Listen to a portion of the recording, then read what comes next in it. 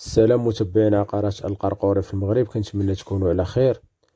اليوم جبت لكم واحد البقعه ديال الفيلا في التمسنه، فيها 330 متر، شوكه دوفاس، مسجله محفظه تيتر فونسي، جات منطقه زوينه كطل على منظر خلاب.